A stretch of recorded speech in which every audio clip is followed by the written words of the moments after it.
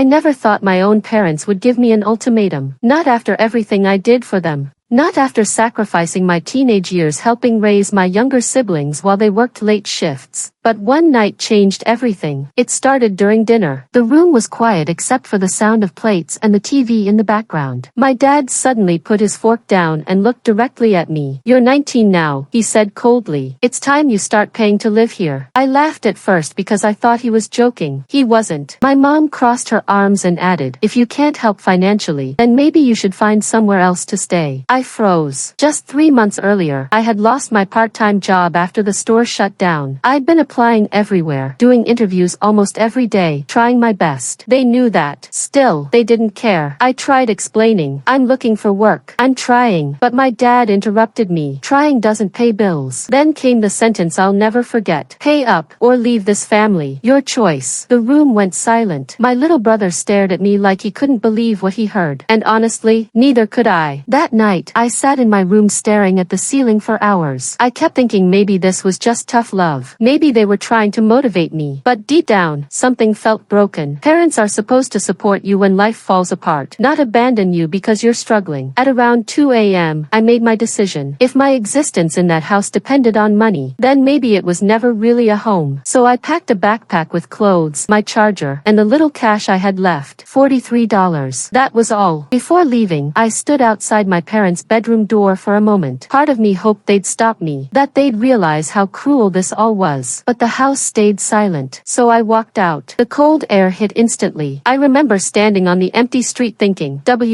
At now, I had nowhere to go. Most of my friends still lived with their parents, and I was too embarrassed to explain what happened. So I spent the first night at a 24-hour diner. I ordered the cheapest coffee possible just so the staff wouldn't kick me out. I barely slept. The next morning, reality hit hard. My phone battery was dying. I was hungry, and for the first time in my life, I truly felt alone. Over the next few days, things got worse. I walked around handing out resumes everywhere. Restaurants, gas stations, retail stores. Most places never called back. Some didn't even take the resume. One manager looked at me and said, "We're not hiring," before I could even speak. That rejection hurt more than it should have, because I wasn't just looking for a job anymore. I was trying to survive. Eventually, I ran out of money. I started sleeping in a small storage room behind a grocery store after an employee secretly let me stay there during the nights. It smelled like dust and cardboard, but at least it was warm. One evening, while charging my phone inside a library, I got a message from my mom. For a second, I thought maybe she missed me. Maybe she wanted me to come home. Instead, the text read, "Don't embarrass this family by telling people what happened." I stared at the screen in disbelief. Not, "Are you okay?" Not, "Where are you?" Just worry about appearances. That message changed something inside me. I stopped waiting for them to care. A week later, something unexpected happened. A small mechanic shop called me back. I had applied there days earlier even though I knew nothing about fixing cars. The owner was an older guy named Marcus. He looked tough, but he had kind eyes. "You willing to learn?" he asked. I nodded immediately.